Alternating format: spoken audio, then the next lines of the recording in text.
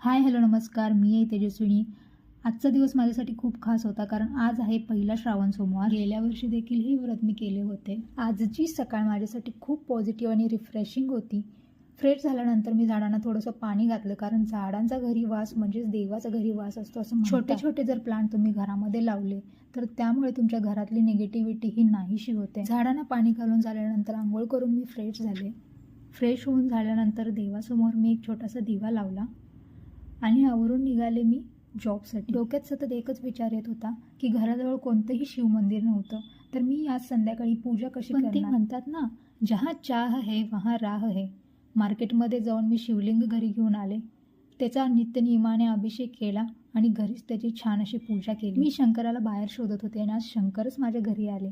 हे पाहून मला खूप आनंद झाला. जर देवावर खरंच प्रेम आणि श्रद्धा असेल तर देवी आपल्या कठीण परिस्थितीत आपल्याला साथ देतो हे मला आज कळालं होतं.